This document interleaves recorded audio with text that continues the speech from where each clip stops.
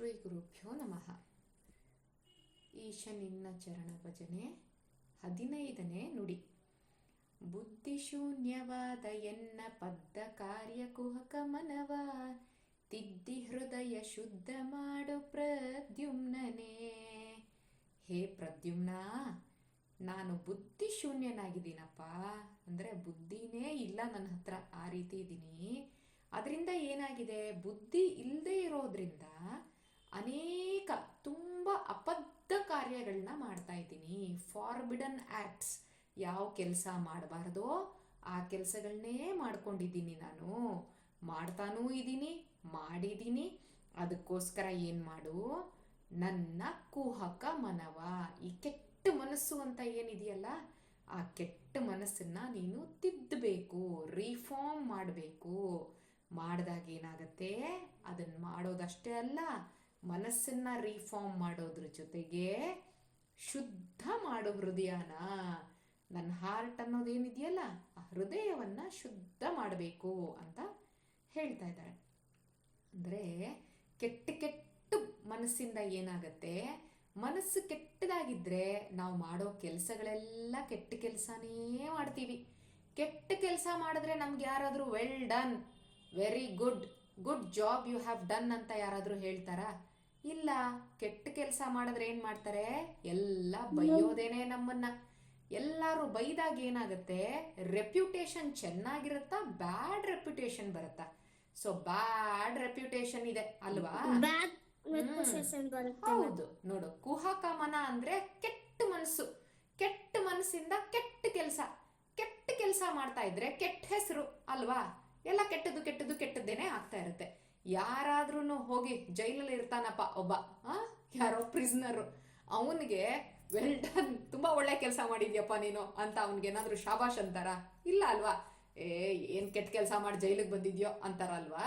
ಹೇಗೋ ಹಾಗೆ ಕೆಟ್ಟ ಮನ್ಸು ಮಾಡಿರೋದ್ರಿಂದ ಏನಾಗುತ್ತೆ, ಕೆಟ್ಟ ಕೆಲಸ ಮಾಡ್ತೀನಿ. ಕೆಟ್ಟ ಕೆಲಸ ಮಾಡೋದ್ರಿಂದ ಏನಾಗುತ್ತೆ, ಎಲ್ಲರೂ ಕೆಟ್ಟದ್ದನ್ನೇ ಮಾತಾಡ್ತಾರೆ. ಆದ್ರೆ ಪ್ರದ್ಯುಮ್ನ, ನೀನ್ ಯಾರು ಗೊತ್ತಾ? ಯಾಕೆ ಈ ಸರಿ ಪ್ರದ್ಯುಮ್ನನ್ ಹೇಳ್ತಾ ಇದ್ದಾರೆ ಅಂದ್ರೆ, ಭಕ್ತರಿಗೆ ನೀನ್ ಯಾವಾಗ ನೋಡಿದ್ರು ವಿಕ್ಟರಿ ಕೊಡ್ತೀಯ ಅಂತೆ. ಪ್ರದ್ಯುಮ್ನ ಏನ್ ಮಾಡ್ತಾನೆ, ಯಾರು ಭಕ್ತರು ಇರ್ತಾರೋ ಅವ್ರಿಗೆಲ್ಲಾ ಕಡೆ ಮುಟ್ಟಿದ್ದೆಲ್ಲ ಚಿನ್ನ, ಅವ್ರಿಗೆಲ್ಲಾ ಕಡೆ ವಿಕ್ಟರಿ, ಜಯ ಕೊಡ್ತಾನಂತೆ. ಪ್ರದ್ಯುಮ್ನನ್ ಹಿಡ್ಕೊಂಡ್ರೆ ಕಂಡೀಷನ್ ಏನೋ, ಸ್ಟಾರ್ ಹಾಕ್ಬಿಡ್ತಾರೆ, ಭಕ್ತರಾಗಿರ್ಬೇಕು ಅಂತ. ಅಕಸ್ಮಾತ್ ನಾವು ಭಕ್ತರಾಗಿದ್ರೆ ನಾವು ಏನೆಲ್ಲ ಮಾಡ್ತೀವಿ ಆ ಕೆಲಸಗಳಲ್ಲಿ ನಮ್ಗೆ ಜಯನ ತಂದು ಕೊಡ್ತಾರೆ ಪ್ರದ್ಯುಮ್ನ ರೂಪಿ ಭಗವಂತ. ಭಕ್ತರು ಅಂದ್ರೆ ಏನು, ಅವ್ರು ಯಾವತ್ತಾದ್ರೂ ಕೆಟ್ಟ ಕೆಲಸ ಮಾಡ್ತಾರ, ಇನ್ನೊಬ್ರು ಕೆಟ್ಟದನ್ನ ಮಾಡ್ತಾರ? ಇಲ್ಲ. ಅದಕ್ಕೋಸ್ಕರ ಭಕ್ತರು ಅಂದ್ರೆ ಅಲ್ಲೇ ಕಂಡೀಷನ್ ಮತ್ತೆ ಅಪ್ಲೆ, ಯಾರು ಭಕ್ತರು ಅಂತ. ಭಕ್ತರು ಅಂದ್ರೆ ಪರ ದುಃಖಿ ಅಂದ್ರೆ ಬೇರೆಯವ್ರ ದುಃಖವಾಗಿದ್ರೆ ಅವ್ರಿಗೂ ದುಃಖ ಆಗುತ್ತಂತೆ ಪಾಪ.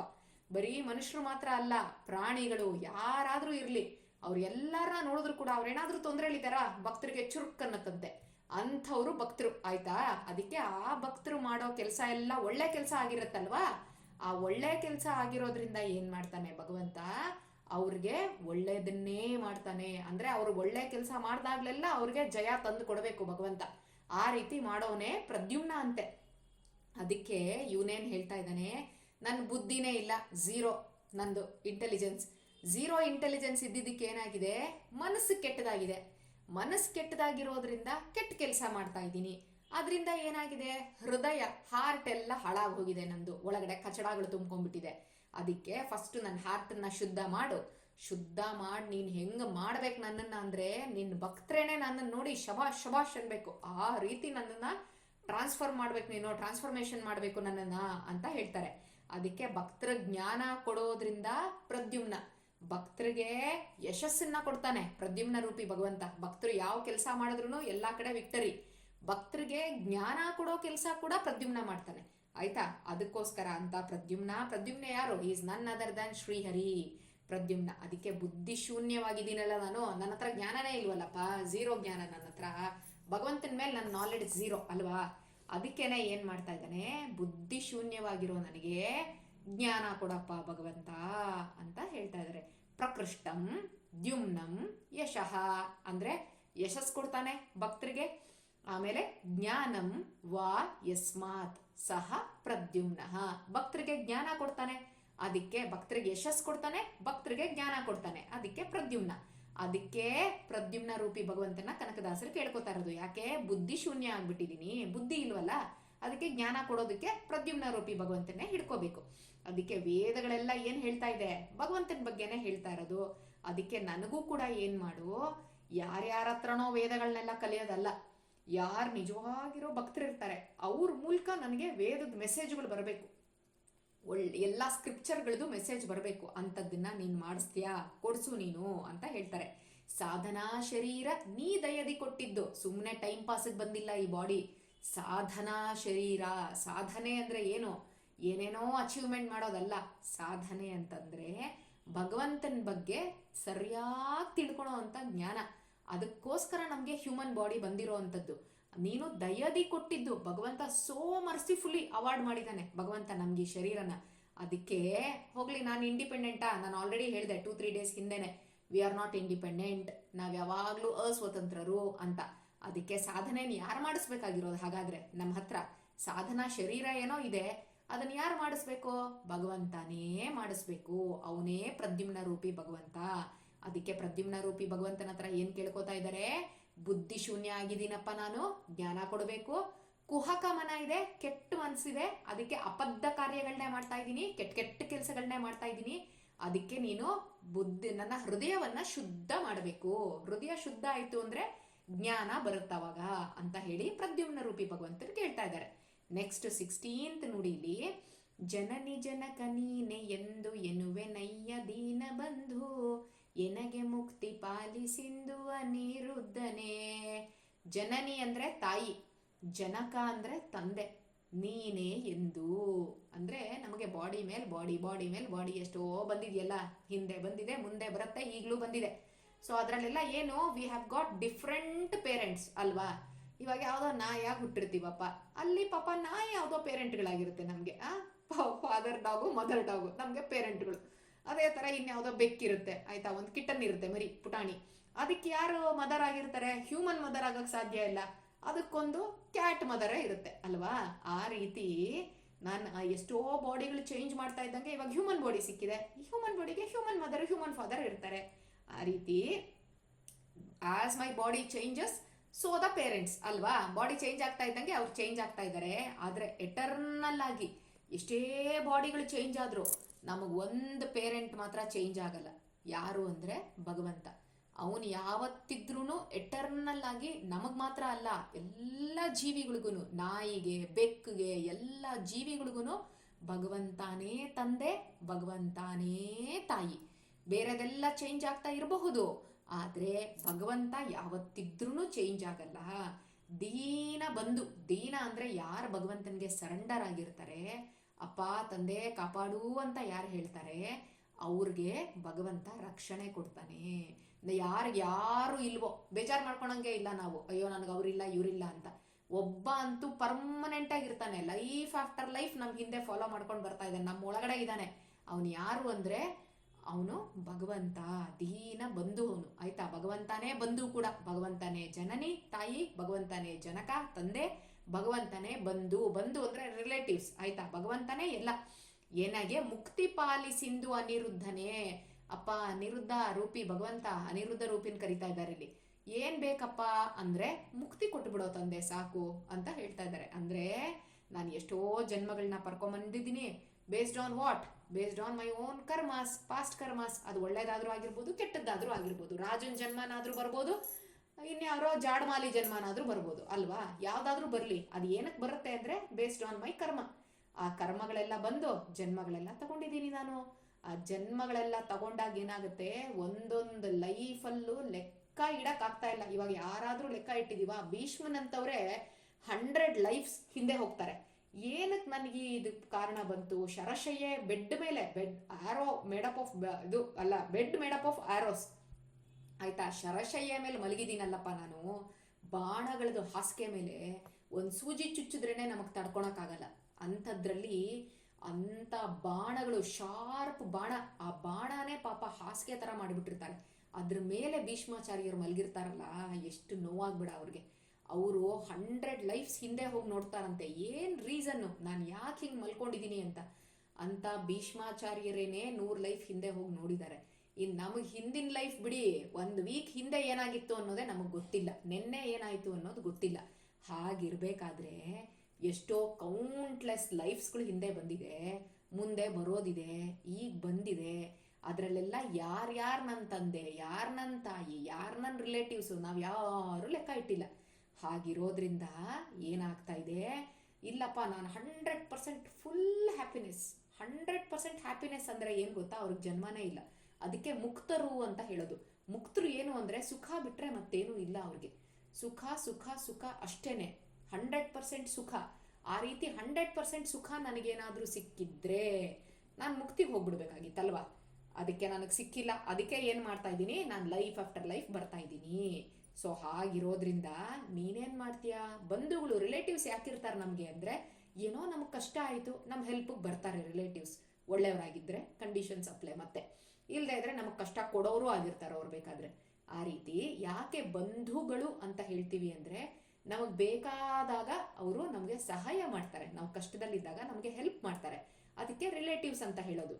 ಆದರೆ ಆ ಬಂಧುಗಳನ್ನೆಲ್ಲ ಬಿಡು, ನಿಜವಾಗಿರೋ ಬಂಧು ಯಾರು ಅಂದರೆ ನೀನೇ. ಅದನ್ನ ಯಾಕೆ ಸುಮ್ಮನೆ ಹೇಳ್ತಾ ಇಲ್ಲ ಅವರು ಕನಕದಾಸರು. ಆಸ್ ಐ ಟೋಲ್ಡ್ ಎಸ್ಟರ್ಡೇ, ಸುಮ್ಮನೆ ವಿಮ್ಸಿಕಲಿ ಅವ್ರು ಮಾತಾಡಲ್ಲ. ಏನು ಮಾತಾಡಿದ್ರು ಕೂಡ ಬೇಸ್ಡ್ ಆನ್ ದ ಸ್ಕ್ರಿಪ್ಚರ್ಸೇ ಅವ್ರು ಹೇಳೋದು. ಯೋನಾ ಪಿತಾ ಜನಿತಾ ಯೋ ವಿಧಾತ. ನನಗೆ ಯಾವ ತಂದೆನೂ ಇಲ್ಲಪ್ಪ, ಯಾವ ತಾಯಿನೂ ಇಲ್ಲಪ್ಪ ಅಂತ ಶ್ರುತಿ ವಾಕ್ಯ ಇದೆಯಂತೆ. ಆ ಶ್ರುತಿ ವಾಕ್ಯದಲ್ಲಿ ಭಗವಂತನ ಏನಂತ ಹೇಳುತ್ತೆ ಅಂದರೆ, ಭಗವಂತನೇ ನಮ್ಮನ್ನ ಪಾಲನೆ ಮಾಡೋದು, ಅಂದರೆ ಟೇಕ್ ಕೇರ್ ಮಾಡುವಂಥವನು. ಭಗವಂತನೇ ಜನಕ, ನನ್ನ ತಂದೆ. ಭಗವಂತನೇ ಧಾರಕ, ಅಂದರೆ ನಮ್ಮನ್ನೆಲ್ಲ ಹಿಡ್ಕೊಂಡು ಧಾರಣೆ ಮಾಡ್ತಾ ಇರೋದು. ಅದಕ್ಕೆ ಧರಿತ್ರಿ ಅಂತಾರೆ ಭೂಮಿನ. ಯಾಕಂದ್ರೆ ನಮ್ಮ ಭಾರ ಎಲ್ಲ ಹೊತ್ಕೊಂಡು ನಿಂತಿದ್ದಾಳಲ್ಲ ಪುಣ್ಯಾತ್ಗಿತ್ತಿ, ಅದಕ್ಕೆ ಧರಿತ್ರಿ. ಆ ಧರಿತ್ರಿನೂ ಧರಿಸ್ಕೊಂಡಿರೋನು ಯಾರು, ಭಗವಂತ. ಅದಕ್ಕೆ ಧಾರಕ ಅವನು ಅಲ್ವಾ. ಬರೀ ಭೂಮಿ ನಮ್ಮನ್ನೆಲ್ಲ ಹೊತ್ಕೊಂಡಿದೆ ಅಷ್ಟೇ, ಭೂಮಿನೂ ಸೇರಿಸಿ 14 ಪ್ಲಾನೆಟರಿ ಸಿಸ್ಟಮ್ಸ್, ಇಡೀ ಬ್ರಹ್ಮಾಂಡನ ಯಾರು ಧರಿಸಿರೋದು, ಭಗವಂತ. ಅದಕ್ಕೋಸ್ಕರ ಅವನು ಧಾರಕ ಆಗ್ತಾನೆ ಅಂತ ಶ್ರುತಿ ಹೇಳುತ್ತೆ. ಆ ಶ್ರುತಿ ಹೇಳಿರೋದನ್ನ ಆಧಾರ ಇಟ್ಕೊಂಡೇನೆ ಏನ್ ಮಾಡ್ತಾರೆ ಕನಕದಾಸರು ಇಲ್ಲಿ ಹೇಳ್ತಾರೆ, ಜನನಿ ಜನಕ ನೀನೆ ಎಂದು ಅಂತ ಹೇಳೋವಂಥದ್ದು. ಸುಮ್ಮನೆ ಹೇಳಲ್ಲ ಅವರು, ಆಯ್ತಾ. ಅದಕ್ಕೋಸ್ಕರ ಯತಃ ಪ್ರಸೂತ ಜಗತಃ ಪ್ರಸೂತಿ ಅಂದ್ರೆ ಇಡೀ ಜಗತ್ತನ್ನೇ ಅವನೇನ್ ಮಾಡ್ತಾನೆ, ಬ್ರಹ್ಮಾಂಡನ ಸೃಷ್ಟಿ ಮಾಡ್ತಾನೆ ಅಲ್ವಾ. ಬ್ರಹ್ಮಾಂಡ ಸೃಷ್ಟಿ ಮಾಡೋದು ಅಂದ್ರೆ ಬ್ರಹ್ಮಾಂಡಕ್ಕೆ ಅವನು ಜನ್ಮ ಕೊಡ್ತಾನೆ. ಜನ್ಮ ಕೊಡೋದು ಯಾರು, ಇವಾಗ ನಮಗೆಲ್ಲ ಬರ್ತ್ ಕೊಡ್ತಾರಪ್ಪ, ಅವ್ರನ್ನ ನಾನು ತಾಯಿ ಅಂತ ಹೇಳ್ತೀನಿ. ನಾನು ಎಲ್ಲಿಂದ ಬಂದೆ ಅಂದ್ರೆ ನಮ್ಮ ಅಮ್ಮನಿಂದ ಬಂದೆ ಅಂತ. ಯಾಕೆ, ಅಮ್ಮನೇ ನನ್ನನ್ನೆಲ್ಲ ಹುಟ್ಟಿಸಿರೋ ಅಂಥದ್ದು ಅಲ್ವಾ, ಜನ್ಮ ಕೊಟ್ಟಿರೋ ಅಂಥವಳವಳು. ಅಂದ್ರೆ ಇಡೀ ಬ್ರಹ್ಮಾಂಡಕ್ಕೆ ಜನ್ಮ ಕೊಟ್ಟಿದ್ದಾನೆ ಅಂದ್ರೆ ಭಗವಂತ ತಾಯಿನೇ. ಹಾಗಾದ್ರೆ ನಮ್ಗೆಲ್ಲರಿಗೂ ತಾಯಿ ಅವನೇನೆ ಆಗ್ತಾನೆ ಅಂತ ಕೂಡ ಶ್ರುತಿ ಹೇಳ್ತಾ ಇದೆ. ಹಾಗಾದ್ರೆ ಇವ್ರು ಹೇಳ್ತಾರಲ್ಲ, ಗೋಪಿಕೆಯರು ಏನ್ ಹೇಳ್ತಾರೆ ಗೊತ್ತಾ, ಅವರೆಲ್ಲ ಗೋಪಿ ಗೀತದಲ್ಲಿ ಬರುತ್ತೆ. ಗೋಪಿಕೆಯರೆಲ್ಲ ಕೃಷ್ಣನ ಹತ್ರ ಬಂದ್ಬಿಟ್ಟು ಅವರು ಏನ್ ಮಾಡಿರ್ತಾರೆ, ಅವ್ರ ಮನೆಗಳಲ್ಲೆಲ್ಲ ಬಿಟ್ಟು ಬಂದ್ಬಿಟ್ಟಿರ್ತಾರೆ. ಮಕ್ಕಳಿರ್ತಾರೆ, ಗಂಡ ಇರ್ತಾರೆ, ಅಮ್ಮ ಇರ್ತಾರೆ, ಅತ್ತೆ ಇರ್ತಾರೆ, ಮಾವ ಇರ್ತಾರೆ. ಯಾಕಂದ್ರೆ ಅದು only for them, it is not applicable for us. ಅದೊಂದು ಇರಬೇಕು ಕೇರ್ಫುಲ್ ಆಗಿ. ಸ್ಟಾರ್ ಎಲ್ಲ ಕಡೆ ಸ್ಟಾರ್ ಹಾಕ್ಬಿಡ್ತಾರೆ ಗೊತ್ತಾ ಸ್ಕ್ರಿಪ್ಚರ್ ಅಲ್ಲಿ, ತುಂಬಾ ಕಂಡೀಷನ್ಸ್ ಅಪ್ಲೈ ಅಂತ. ಎಲ್ಲಾರು ಎಲ್ಲಾನು ಅಪ್ಲೈ ಮಾಡ್ಕೊಳಂಗಿಲ್ಲ ಆಯ್ತಾ. ಗೋಪಿಕಾ ಸ್ತ್ರೀಯರು ಅವ್ರ ಅಪ್ಸರೆಯರು, ಅವ್ರು ಭಗವಂತನ ಕಾಮ್ಯ ಭಕ್ತಿನೇ ಮಾಡಿದ್ದು, ಮೋಕ್ಷದಲ್ಲೂ ಕಾಮ್ಯ ಭಕ್ತಿನೇ ಮಾಡೋದು. ಅದು ಅವ್ರಿಗೆ ಎಸ್ಸು, ನಮಗಲ್ಲ. ನಾವು ಭಗವಂತನೆಲ್ಲ ಆ ರೂಪದಿಂದ ನೋಡಕ್ ಆಗೋದಿಲ್ಲ, ಆ ಭಾವನೆಯಿಂದ ನೋಡಬಾರದು. ನಾವು ಯಾವತ್ತೂ ಗೋಪಿಯರಾಗೋದಕ್ಕೆ ಸಾಧ್ಯ ಇಲ್ಲ ಆಯ್ತಾ. ಆ ಕನಸು ಕೂಡ ಕಾಣಬಾರದು ನಾವು. ಗೋಪಿಯರು ಹೇಳ್ತಾರಂತೆ, ತ್ವಮೇವ ಮಾತಾ ಚ ಪಿತಾ ತ್ವಮೇವ ಅಂತ. ತ್ವಮೇವ ಮಾತಾ ಚ ಪಿತಾ ತ್ವಮೇವ ತ್ವಮೇವ ಬಂಧು ಅಂತ ಹೇಳುತ್ತೆ. ದ್ರವಿಣಂ ತ್ವಮೇವ ತ್ವಮೇವ ವಿದ್ಯಾ, ಅದೇನೋ ಬರುತ್ತೆ. ಮಮ ದೇವ ದೇವ ತ್ವಮೇವ ಸರ್ವಂ ಅಂತ ಬರುತ್ತೆ ಆಯ್ತಾ. ಅಂದ್ರೆ ಮಾತಾ ಪಿತಾ ಎಲ್ಲಾನು ನೀನೇ, ಬಂಧು ಎಲ್ಲ ನೀನೇ ಅಂತ ಹೇಳುತ್ತೆ. ಅದನ್ನ ಗೋಪಿಯರು ಹೇಳ್ತಾರಂತೆ. ಅದು ಗೋಪಿಯರಿಗೆ ಆಗುವಂಥದ್ದು ಆಯ್ತಾ. ಅದನ್ನ ನಾವೇನ್ ಅಪ್ಲೈ ಮಾಡ್ಕೋಬೇಕು, ನಮಗೆ ತಂದೆ ಭಗವಂತನೇ, ನಮಗೆ ತಾಯಿ ಭಗವಂತನೇ ಎಟರ್ನಲ್ ಆಗಿ ಅಂತ. ಸೊ ಹಾಗಿರೋದ್ರಿಂದ ಏನಾಗ್ತಾ ಇದೆ, ನಾವು ಭಗವಂತನ ಇವಾಗ ತಂದೆ ತಾಯಿಗಳಿಗೆ ಮಾತೃ ದೇವೋ ಭವ, ಪಿತೃ ದೇವೋ ಭವ, ಆಚಾರ್ಯ ದೇವೋ ಭವ ಅಂತ ಹೇಳ್ತಾರೆ ಶ್ಲೋಕಗಳು. ಏನಕ್ಕೆ ಹೇಳ್ತಾರೆ, ತಾಯಿನೇ ಸಾಕ್ಷಾತ್ ಭಗವಂತನಿಗೆ ಈಕ್ವಲೆಂಟ್ ಅಂತ. ಯಾಕಂದ್ರೆ ಭಗವಂತ ಎಲ್ಲರಲ್ಲಿ ಬಂದು ಎಲ್ಲ ಕೆಲಸವನ್ನ ನಾನು ಹೇಳಿದೆ, ಸರ್ವತಂತ್ರ ಸ್ವತಂತ್ರ. ಏನ್ ಮಾಡ್ತಾನ ಅವನು, ನಮ್ಮಲ್ಲಿ ಇದ್ದುಕೊಂಡು ಅವನು ಮಾಡಿಸ್ತಾನೆ, ಅವನೇ ಮಾಡಿಸ್ತಾನೆ ನಮ್ಮ ಕೈಯಿಂದ ಅಂತ ಹೇಳಿದ್ನಲ್ಲ. ಆ ರೀತಿ ತಾಯಿಯಲ್ಲಿ ವಿಶೇಷವಾದ ವಿಭೂತಿ ರೂಪ ಇಟ್ಟಿದ್ದಾನೆ ಭಗವಂತನ ರೂಪ ವಿಭೂತಿ ರೂಪ ಇಟ್ಬಿಟ್ಟು ಏನು ಮಾಡ್ತಾನೆ ಭಗವಂತ, ತಾಯಿಯಿಂದ ನಮ್ಗೆ ಎಷ್ಟು ಚೆನ್ನಾಗಿ ಟೇಕ್ ಕೇರ್ ಮಾಡಿಸ್ತಾನಲ್ವಾ. ಮಗು ಅಳುತ್ತಪ್ಪ, ಪುಟಾಣಿ ಪಾಪು ಅಳ್ತಾ ಇರುತ್ತಪ್ಪ. ಆ ಪಾಪು ಅಳ್ತಾ ಇದ್ದಾಗ ಬೇರೆಯವ್ರಿಗೆ ಗೊತ್ತೇ ಆಗಲ್ಲ ಆ ಪಾಪು ಯಾಕೆ ಅಳುತ್ತೆ ಅಂತ. ಅಮ್ಮಂಗೆ ಗೊತ್ತಾಗುತ್ತೆ, ಆ ಮಗು ಹೊಟ್ಟೆ ಹಸುವಿಂದ ಅಳ್ತಾ ಇದೆಯಾ, ಹೊಟ್ಟೆ ನೋವಿಂದ ಅಳ್ತಾ ಇದೆಯಾ, ಅಥವಾ ಇನ್ಯಾವುದೋ ಇರುವೆ ಕಚ್ಚಿಬಿಡ್ತಾ ಅದಕ್ಕೆ ಅಳ್ತಾ ಇದೆಯಾ, ನಿದ್ದೆ ಬರ್ತಾ ಇದೆ ಅಂತ ಅಳ್ತಾ ಇದೆಯಾ. ಅಲ್ಲ, ಅದು ಅಳೋದು ಮಾತ್ರ. ಬೇರೆಯವ್ರಿಗೆ ಏನು ಗೊತ್ತಾಗುತ್ತೆ, ಮಗು ಅಳ್ತಾ ಇದೆ ಇಷ್ಟು ಮಾತ್ರ ಗೊತ್ತಾಗುತ್ತೆ. ಆದರೆ ಅಮ್ಮಂಗೆ ಏನು ಗೊತ್ತಾಗುತ್ತೆ, ಇದೆಲ್ಲ ಗೊತ್ತಾಗುತ್ತೆ. ಆಯ್ತಾ? ಅದೇ ಥರ ಮಾತೃದೇವೋಭವ ಪಿತೃದೇವೋಭವ ಅಂತ ಹೇಳ್ತಾರೆ ನೋಡು. ಅಪ್ಪ ಎಷ್ಟು ಚೆನ್ನಾಗಿ ಎಷ್ಟು ಫೈನಾನ್ಷಿಯಲ್ ಮೇಂಟೈನ್ ಎಲ್ಲ ಮಾಡ್ತಾರೆ, ಮನೆಯದೆಲ್ಲ ಎಲ್ಲ ಥರದ ಫೀಸ್ಗಳು ಕಟ್ಟೋದು ಮಾಡೋದು ಇಂದ ಹಿಡಿದು ಫುಲ್ ಸಂಸಾರ ಜವಾಬ್ದಾರಿ ಎಲ್ಲ ಹೊತ್ಕೋತಾರಲ್ವಾ. ಅದಕ್ಕೋಸ್ಕರ ಪಿತೃದೇವೋಭವ, ಆಚಾರ್ಯ ದೇವೋಭವ. ಆಚಾರ್ಯ ಅಂದರೆ ಎರಡು ಥರ, ನಿಮಗೆ ಮೆಟೀರಿಯಲ್ ಎಜುಕೇಷನ್ ಕೊಡೋ ಟೀಚರ್ಸು ಆಗ್ತಾರೆ, ಸ್ಪಿರಿಚುವಲ್ ಆಗಿ ಭಗವಂತನ ಬಗ್ಗೆ ಜ್ಞಾನ ಕೊಡ್ತಾರಲ್ಲ ಅವರು ಕೂಡ ಆಚಾರ್ಯರೇ. ಭಗವಂತನ ಬಗ್ಗೆ ಜ್ಞಾನ ಕೊಡ್ತಾರೆ, ಅದಕ್ಕೂ ಕೂಡ ಅವ್ರಿಗೆ ದೇವೋಭವ. ಅಂದರೆ ಅವ್ರಿಗೆಲ್ಲ ಎಷ್ಟು ಪವಿತ್ರವಾಗಿರೋ ಸ್ಥಾನ ಕೊಟ್ಟಿದ್ದೀವಲ್ವಾ ನಾವು. ಅದನ್ನು ನಿಜವಾಗ್ಲೂ ಆ ರೀತಿ ನಡ್ಕೊಂಡಾಗ ಏನಾಗುತ್ತೆ, ನಮಗೆ ಭಗವಂತನ ಮೇಲೆ ಜ್ಞಾನ ಕೊಡ್ತಾರೆ. ಆಗ ಏನಾಗುತ್ತೆ ಗೊತ್ತಾ, ಅದರಿಂದ ಏನು ರಿಸಲ್ಟು ಅಂದರೆ, ಅಪ್ಪನ ಚೆನ್ನಾಗಿ ನೋಡ್ಕೊಳೋದ್ರಿಂದ, ಅಮ್ಮ ಹೇಳಿದ ಮಾತು ಕೇಳೋದ್ರಿಂದ, ಗುರುಗಳು ಹೇಳಿದ ಮಾತು ಕೇಳೋದ್ರಿಂದ ಏನಾಗುತ್ತೆ ಅಂತಂದರೆ, ಭಗವಂತ ನಮ್ಮ ಮೇಲೆ ಖುಷಿಯಾಗಿ ಏನು ಕೊಡ್ತಾನೆ ಗೊತ್ತಾ, ನಮಗೆ ಮೋಕ್ಷನೇ ಕೊಟ್ಬಿಡ್ತಾನಂತೆ ಭಗವಂತ. ಅದಕ್ಕೇನೆ ಭಗವಂತನ ಸೇವೆ ಅದು ಒಂಥರ. ತಂದೆ ತಾಯಿಗಳನ್ನಪ್ಪ, ಈಗ ಪುಂಡಲೀಕಂದು ಸ್ಟೋರಿ ಕೇಳಲಿಲ್ವಾ, ಪಾಂಡ್ರಂಗನೇ ಬರ್ತಾನೆ ಮನೆ ಹೊಸ್ಲಿಗೆ, ಏನಪ್ಪ ಪುಂಡ್ಲೀಕ ಕರೆದಿಯೋಲ್ಲ ನನ್ನ ಅಂತ. ಬರ್ತೀನಿರು ಒಂದು ನಿಮಿಷ ಅಂತ ಇಟ್ಕೆ ಬಿಸಾಕ್ತಾನೆ, ಇಲ್ಲೇ ನಿಂತ್ಕೊ ನೀನು ಅಂತ. ತಂದೆ ತಾಯಿಗಳ ಸೇವೆ ಮಾಡ್ತಾ ಇದ್ದೀನಿ, ಒಂದು ನಿಮಿಷ ಇಲ್ಲೇ ಇರು ಅಂತ ಹೇಳ್ತಾನೆ. ನೋಡು, ತಂದೆ ತಾಯಿಗಳ ಸೇವೆ ಬಿಟ್ಟು ಬರಲಿಲ್ಲ ಅವನು. ಯಾರು ಹೇಳಲಿಲ್ಲ ಅಪ್ಪ ಅಮ್ಮನ ಬಿಟ್ಬಿಟ್ಟು ಬಂದ್ಬಿಡಿ ನೀವು ಅಂತ, ಯಾರೂ ಹೇಳಲ್ಲ ಆ ಥರ. ಯಾವ ಫಿಲಾಸಫಿಲೂ ಹೇಳಲ್ಲ. ಆಯಿತಾ? ಅಕಸ್ಮಾತ್ ಹೇಳ್ತಿದ್ದಾರೆ ಅಂದರೆ ರಾಂಗ್ ಫಿಲಾಸಫಿ. ಮಧ್ವಾಚಾರ್ಯರ ಫಿಲಾಸಫಿಲಂತೂ ಹೇಳಲೇ ಇಲ್ಲ. ಯಾಕಂದರೆ ಮಾತೃದೇವೋಭವ ಪಿತೃದೇವೋಭವ ಅನ್ನೋಂಥ ಸಂಸ್ಕೃತಿ ನಮ್ಮದು. ಅವ್ರನ್ನ ಬಿಟ್ಬಿಟ್ಟು ಓಡ್ಬಾ ನೀನು ಭಗವಂತನ ಸೇವೆ ಮಾಡು ಅಂತ ಎಲ್ಲೂ ಹೇಳಲ್ಲ. ಆಯಿತಾ? ಅದಕ್ಕೋಸ್ಕರ ಪುಂಡಲೀಕ ತೋರಿಸ್ಕೊಟ್ಟಿದ್ದಾನೆ ಅದನ್ನು. ಹಾಗಿರ್ಬೇಕಾದ್ರೆ ಅಂಥವ್ರ ಸೇವೆ ಮಾಡಿದಕ್ಕೆ ಏನಾದ, ಭಗವಂತನೇ ಓಡ್ಕೊಂಡು ಬಂದ ಹುಡ್ಕೊಂಡು ಅಲ್ವಾ. ಪಾಂಡುರಂಗ ಓಡ್ಕೊಂಡು ಪುಂಡಲೀಕನ ಹತ್ರ ಬಂದ. ಹೇಗೋ ಹಾಗೆ ನಾವು ಆ ರೀತಿ ನಮ್ಮ ಧರ್ಮಕ್ಕೆ ಸರಿಯಾಗಿ ನಾವು ನಡ್ಕೊಂಡ್ವಿ ಅಂತಂದರೆ ಭಗವಂತ ಖುಷಿ ಬಿದ್ದು ಏನು ಮಾಡ್ತಾನೆ, ನಮಗೆ ಮೋಕ್ಷವನ್ನು ಕೊಡ್ತಾನೆ. ಇನ್ನು ಅನಿರುದ್ಧ ರೂಪಿ ಭಗವಂತ ಯಾರು ಗೊತ್ತಾ, ನಾವು ಹೊಟ್ಟೆಯಲ್ಲಿ ಇರ್ತೀವಿ, ತಾಯಿ ಹೊಟ್ಟೆಲಿ ಚೆನ್ನಾಗಿರ್ಬೇಕಲ್ವಾ, ಏನು ತೊಂದರೆಗಳಾಗಬಾರ್ದಲ್ವಾ ಆ ಪಾಪುಗೆ. ಪಾಪ ಅದನ್ನು ನೋಡ್ಕೊಳೋ ಅಂಥವನು ಅನಿರುದ್ಧ ರೂಪಿ ಭಗವಂತ. ಗರ್ಭ ಇರುತ್ತೆ ಒಳಗಡೆ, ಆ ಎಂಬ್ರಿಯೋ ಇರುತ್ತೆ, ವೂಂಬಲ್ಲಿ ಇರುತ್ತೆ. ಅದಿದ್ದಾಗ ಏನಾಗುತ್ತೆ, ಚೆನ್ನಾಗಿ ಏನೋ ಅದಕ್ಕೆ ತೊಂದರೆ ಆಗದೆ ಇರೋ ಥರ ನೋಡ್ಕೋಬೇಕು ಅಂದರೆ ಅದನ್ನು ಯಾರು ನೋಡೋ ಅಂಥವನು ಅನಿರುದ್ಧ ರೂಪಿ ಭಗವಂತ. ಅದಕ್ಕೋಸ್ಕರ ಪ್ರದ್ಯುಮ್ನ ಏನು ಮಾಡ್ತಾನೆ, ಪ್ರಜೆಗಳನ್ನ ಸೃಷ್ಟಿ ಮಾಡ್ತಾನೆ. ನಿನ್ನೆ ನಾವು ನೋಡಿದ್ವಿ ವಾಸುದೇವ, ಅವನೇನು ಮಾಡ್ತಾನೆ, ಆಲ್ರೆಡಿ ಶರೀರ ಇರುತ್ತೆ, ಅದರೊಳಗಡೆ ಜೀವನ್ ತಂದು ಹಾಕ್ತಾನೆ ಅವನು. ಆ ಶರೀರನ ಕೊಡೋದು ಯಾರು ಗೊತ್ತಾ, ಪ್ರದ್ಯುಮ್ನ. ಆಯ್ತಾ? ಶರೀರ ಕೊಡೋದು ಪ್ರದ್ಯುಮ್ನ, ಶರೀರದೊಳಗಡೆ ಜೀವಿನ ಹಾಕೋದು ವಾಸುದೇವ. ಇನ್ನು ಪಾಪ ಆ ಶರೀರದೊಳಗಡೆ ಜೀವಿ ಹೋಗಿ ಅಮ್ಮನ ಹೊಟ್ಟೆಲಿ ಇರುತ್ತಲ್ಲ, ಅದನ್ನು ಚೆನ್ನಾಗಿ ನೋಡ್ಕೊಳೋದು ಅನಿರುದ್ಧ ರೂಪಿ ಭಗವಂತ. ಅದಕ್ಕೆ ಈ ಲೆಕ್ಕದಲ್ಲಿ ಏನಾಯಿತು, ಗರ್ಭದೊಳಗಡೆ ನಮ್ಮನ್ನೆಲ್ಲ ಚೆನ್ನಾಗಿ ನೋಡ್ಕೊಂಡಿದ್ದಾನೆ. ಅದಕ್ಕೆ ಇವತ್ತು ನಮಗೆ ಕೈಯಲ್ಲಿರಬೇಕೋ ಅಲ್ಲೇ ಇದೆ, ಕಾಲಲ್ಲಿರಬೇಕೋ ಅಲ್ಲೇ ಇದೆ. ಆಯಿತಾ? ಹಾಗಾದರೆ ನಾವು ಯಾರಿಗೆ ಥ್ಯಾಂಕ್ಸ್ ಹೇಳಬೇಕು, ಅನಿರುದ್ಧ ರೂಪಿ ಭಗವಂತನಿಗೆ ಥ್ಯಾಂಕ್ಸ್ ಹೇಳಬೇಕು. ಯಾಕೆ, ಅವನು ಗರ್ಭದಲ್ಲಿ ನಮ್ಮನ್ನು ಚೆನ್ನಾಗಿ ನೋಡ್ಕೊಂಡಿದ್ದಾನೆ ಅಮ್ಮನ ಹೊಟ್ಟೆಲಿದ್ದಾಗ. ಅದಕ್ಕೆ ಭಗವಂತ ಏನು ಮಾಡ್ತಾನೆ, ಸೃಷ್ಟಿ ಮಾಡ್ತಾನೆ ಅಂದರೆ ಕ್ರಿಯೇಷನ್ನು, ಸ್ಥಿತಿ ಮಾಡ್ತಾನೆ, ಮೇಂಟೈನ್, ಸಂಹಾರ ಮಾಡ್ತಾರೆ, ಅನಿಹಿಲೇಷನ್ ಮಾಡ್ತಾನೆ. ಆ ಥರ ಮಾಡಿ ಮೋಕ್ಷ ಕೂಡ ಕೊಡ್ತಾನೆ. ಮೋಕ್ಷ ಕೊಡೋದು ಇದೆಲ್ಲದರಲ್ಲೂ ಭಗವಂತನ ಯಾರಾದರೂ ತಡಿತಾರಾ, ಯಾಕಯ್ಯ ನೀನು ಹಿಂಗೆ ಸೃಷ್ಟಿ ಮಾಡ್ತಾ ಇದೆಯಾ, ನೀನು ಯಾಕೋ ನನ್ನನ್ನು ಕೊಲ್ತಾ ಇದೆಯಾ, ನಿನಗೆ ಯಾರು ಪ್ರಳಯ ಈಗ ಮಾಡು ಅಂದವರು, ಈಗ ಮಾಡಬೇಡ, ಒಂದು ವರ್ಷ ಬಿಟ್ಕೊಂಡು ಮಾಡು, ಯಾರಾದರೂ ಕ್ವಶನ್ ಮಾಡ್ತಾರಾ ಭಗವಂತನಿಗೆ? ಮಾಡಿದ್ರು ಕೇಳೋಕ್ಕಾಗುತ್ತಾ? ಭಗವಂತ ಕೇಳ್ತಾನ? ಆ ರೀತಿ ಭಗವಂತನ ತಡೆಯೋರೇ ಇಲ್ವಂತೆ. ಯಾಕೆ, ಸರ್ವತಂತ್ರ ಸ್ವತಂತ್ರ ಅವನು. ಯಾಕಂದರೆ ಸ್ವತಂತ್ರ ಅನ್ನೋದು ಅವನ ಎಂಟಿಟಿ ಅಲ್ವಾ. ಅದಕ್ಕೋಸ್ಕರ ಅದಕ್ಕೆ ನೀನು ಅನಿರುದ್ಧ. ಯಾಕಂದರೆ ಯಾರು ನಿನ್ನನ್ನು ತಡೆಯಲ್ಲ. ನಿರುದ್ಧ ಅಂದರೆ ಸ್ಟಾಪ್ ಮಾಡೋದು, ಅನಿರುದ್ಧ ಅಂದರೆ ಯಾರು ಸ್ಟಾಪ್ ಮಾಡೋರೇ ಇಲ್ಲ ಅವನಿಗೆ ಅಂತ ನಿನ್ನನ್ನು ನಾನೇನಾದರೂ ತಂದೆ ತಾಯಿ ಅಂತ ಅನ್ಕೊಂಡ್ಬಿಟ್ರೆ ನನಗೆ ಎಷ್ಟು ಭಯನೇ ಇರಲ್ಲ ಅಲ್ವಾ. ಇವಾಗ ಯೂಶ್ವಲಾಗಿ ಏನು ಮಾಡ್ತೀವಿ, ಪುಟ್ಟ ಮಕ್ಕಳು ಗಟ್ಟಿಯಾಗಿ ಅಮ್ಮನ ಕೈ ಹಿಡ್ಕೊಂಡು ಹೋಗ್ತವೆ. ಯಾಕೆ ಹೋಗ್ತವೆ? ಹೆದರಿಕೆ. ಓಕೆ, ಅಮ್ಮನ ಜೊತೆ ಇದ್ದರೆ ಸೇಫಾಗಿದ್ದೀನಿ ಅಂತ ಓಕೆ ಅಲ್ವಾ. ಹೇಗೋ ಹಾಗೆ ನಾವು ಹೆಂಗಿರ್ಬೇಕು ಗೊತ್ತಾ, ಎಲ್ಲ ಭಗವಂತ ಇದ್ದಾನಪ್ಪ ನಮಗೆ, ಅಮ್ಮಂದು ಅಮ್ಮ ಅವನು, ಅಪ್ಪಂದು ಅಪ್ಪ ಅವನು ಅಂತ ಅಂದ್ಕೊಂಡು ಎಟರ್ನಲ್ ಆಗಿ. ಇವಾಗ ಅಮ್ಮ ಅಪ್ಪ ಇರಲ್ಲಪ್ಪ, ನಾವೆಲ್ಲೋ ಸ್ಕೂಲ್ಗೆ ಹೋಗ್ತಾ ಇರ್ತೀವಿ ಅಥವಾ ಇನ್ನೆಲ್ಲೋ ಬೇರೆ ಕಡೆ ಹೋಗ್ತಾ ಇರ್ತೀವಿ, ಅಪ್ಪ ಅಮ್ಮ ನಮ್ಮ ಜೊತೆ ಯಾವಾಗಲೂ ಇರಲ್ಲ, 24/7. ಆಗ ನಾವು ಯಾವ ಅಪ್ಪ ಅಮ್ಮನ ಜ್ಞಾಪಿಸ್ಕೋಬೇಕು, ಈ ಭಗವಂತನ ಜ್ಞಾಪಿಸ್ಕೋಬೇಕು. ಇವನಿದಾನೆ, ಇನ್ನು ನಾನು ಯಾಕೆ ಹೆದರ್ಕೊಂಡ್ಲಿ ಅಂತ ಬಿಂದಾಸ್ ಆಗಿರ್ಬೇಕು. ಆಯ್ತಾ? ಭಗವಂತನ ಇಟ್ಕೊಂಡ್ರೆ ನೋಡ್ದ ಫಸ್ಟ್ ಕ್ವಾಲಿಟಿ ಏನು ಬರುತ್ತೆ ಅಂದರೆ ಭಗವಂತನ ಬಗ್ಗೆ ನಾವು ಇದ್ದಾಗ ಫಿಯರ್ಲೆಸ್ನೆಸ್, ಭಯ ಅನ್ನೋದು ಹೊಟ್ಟೋಗುತ್ತೆ ನಮಗೆ. ಭಗವಂತ ಇದ್ದಾನಪ್ಪ ನಮ್ಮ ಜೊತೆಯಲ್ಲಿ, ನನ್ನ ಹಾರ್ಟಲ್ಲೇ ಭಗವಂತ ಇದ್ದಾನೆ, ನಾನು ಇನ್ನೇನಕ್ಕೆ ತಲೆ ಕೆಡಿಸ್ಕೋಬೇಕು ಅಂತ. ಬೇರೆಯವರೆಲ್ಲ ನೋಡು ತಲೆ ಕೆಟ್ಟವರು, ಅವರೆಲ್ಲ ಗನ್ಮ್ಯಾನ್ಗಳನ್ನ ಹಿಡ್ಕೊಂಡು ಓಡಾಡ್ತಾ ಇರ್ತಾರೆ, ಸೆಕ್ಯೂರಿಟಿನ ಅಲ್ವಾ. ನಮ್ಗೆ ಯಾವ ಸೆಕ್ಯೂರಿಟಿನೂ ಬೇಕಾಗಿಲ್ಲ. ಯಾಕೆ? ಭಗವಂತ ಇದ್ದಾನೆ ಅನ್ನೋ ರಿಯಲೈಸೇಷನ್ ಇದೆ. ಭಗವಂತ ನೋಡಿರೋ ರಿಯಲೈಸೇಷನ್ ಇಲ್ಲ. ಅಟ್ಲೀಸ್ಟ್ ವಿ ನೋ ಥಿಯರಿಟಿಕಲಿ ಭಗವಂತ ಇದ್ದಾನೆ ಅಲ್ವಾ.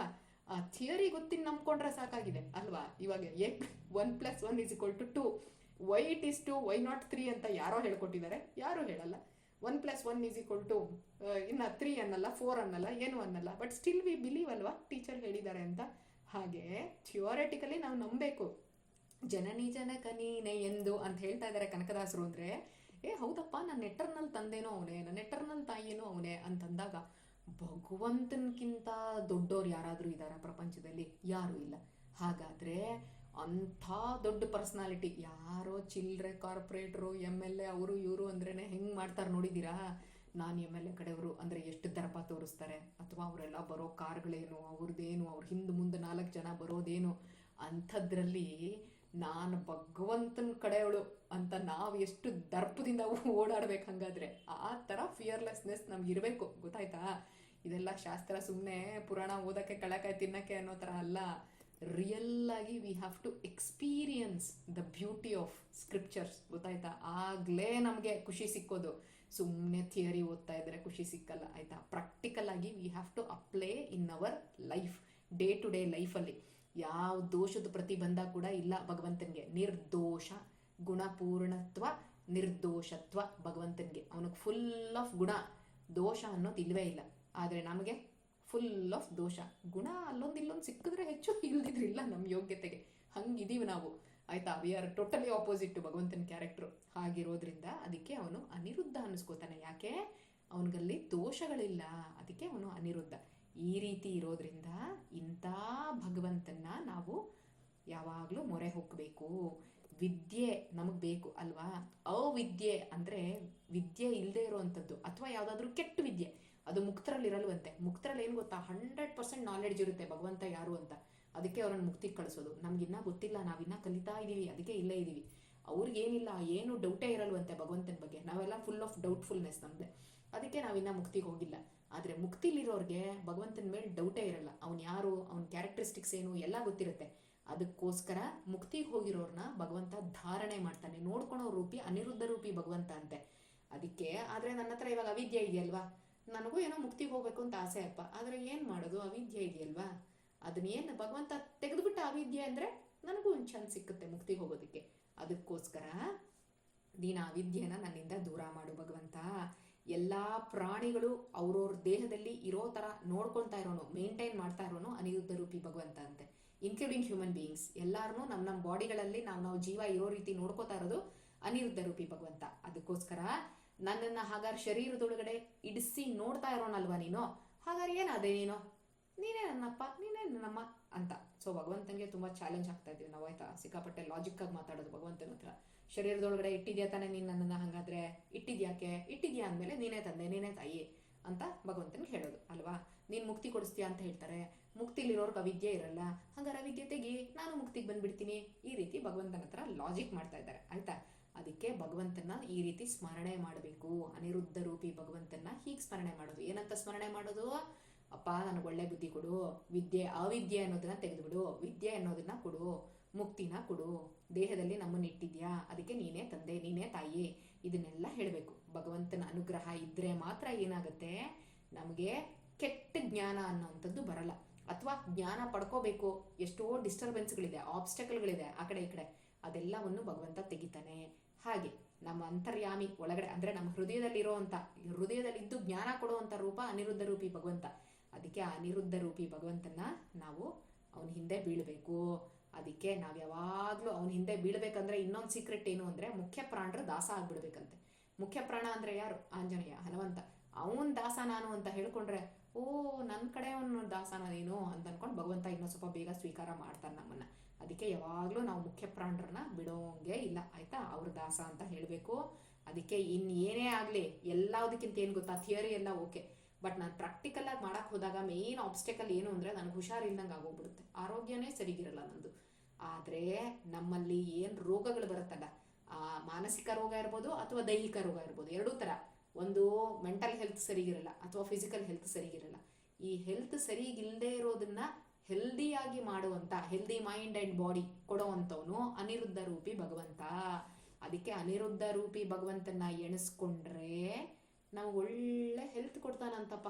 ಅದಾದರೂ ಮಾಡೋದು ಬೇಡವೇ? ಇವಾಗ ಯಾರಾದರೂ ನಿಮ್ಮ ಮನೆಗಳಲ್ಲಿ, ಬೇಡ ನಮ್ಮನ್ನೇ ತಗೊಳ್ಳೋಣ, ಶೀತ ಕೆಮ್ಮು ಏನಾದರೂ ಬಂದರೆ ಅನಿರುದ್ಧ ರೂಪಿನ ಜ್ಞಾಪಿಸ್ಕೋಬೇಕಪ್ಪ. ಯಾಕೇಳಿ ಅವನು ಒಳ್ಳೆ ಹೆಲ್ತ್ ಕೊಡ್ತಾನಂತೆ. ಅಥವಾ ಯಾರಿಗಾದ್ರೂ ಹೆಲ್ತ್ ಹಾಳಾಗೋಗಿದೆ ಅಂದರೆ ಹೇಳ್ರಿ ಅವ್ರಿಗೆ, ಹೆಲ್ತ್ ಅನಿರುದ್ಧ ರೂಪಿ ಭಗವಂತನ ಜ್ಞಾಪಿಸ್ಕೊಳ್ರಪ್ಪ, ಯಾಕಂದರೆ ಅವನೇ ಅಂತೆ ಹೆಲ್ತ್ ಕೊಡೋನು. ಅವನನ್ನ ಜ್ಞಾಪಿಸ್ಕೊಂಡ್ರೆ ಅವ್ನು ಹೆಲ್ತ್ ಕೊಡ್ತಾನೆ ಅಂತ ನೀವು ಟಿಪ್ಸ್ ಕೊಡ್ಬೇಕಾಯ್ತಾ ನಿಮ್ಮ ಕಡೆಯವ್ರಿಗೆ. ಕತೆ ಕೇಳಿಸ್ಕೊಂಡಂಗಲ್ಲ, ಇದನ್ನೆಲ್ಲ ಹೋಗಿ ಒಂದೊಂದಷ್ಟು ಜನಕ್ಕೆ ನೀವು ಅಪ್ಲೈ ಮಾಡಿಸ್ಬೇಕು. ಈ ರೀತಿ ಇರೋದ್ರಿಂದ ಮುಕ್ತರನ್ನ ಧಾರಣೆ ಕೂಡ ಮಾಡ್ತಾನೆ ಮತ್ತೆ ಪೋಷಣೆ ಕೂಡ ಮಾಡ್ತಾನೆ. ಪಾಪ ಮುಕ್ತಿಲಿ ಹೋಗ್ಬಿಟ್ಟು ಅವ್ರನ್ನೆಲ್ಲ ನೋಡ್ಕೋಬೇಕಲ್ಲ ಭಗವಂತ, ಅವನ ಅನಿರುದ್ಧ ರೂಪಿ ಭಗವಂತ. ಹಾಗಿರೋದ್ರಿಂದ ನಾವು ಅನಿರುದ್ಧ ರೂಪಿ ಭಗವಂತನ ಸ್ಮರಣೆ ಮಾಡಬೇಕು ಅನ್ನೋದ್ರಲ್ಲಿ 16ನೇ ನುಡಿ ಮುಗಿಸ್ತಾರೆ ಆಯ್ತಾ. ಇವತ್ತು ನಾವು 15 ಆ್ಯಂಡ್ 16 ಪ್ರದ್ಯುಮ್ನ ಮತ್ತೆ ಅನಿರುದ್ಧ ರೂಪಿ ಭಗವಂತ ಏನೇನು ಮಾಡ್ತಾರೆ ನಮಗೆ ಅನ್ನೋದನ್ನ ನೋಡಿದ್ವಿ. ನಾಳೆ ವಿಲ್ ಗೋ ಫಾರ್ 17th ನುಡಿ. ಶ್ರೀಕೃಷ್ಣ ಅರ್ಪಣ ಮಸ್ತು. ಶ್ರೀಕೃಷ್ಣ ಅರ್ಪಣ ಮಸ್ತು.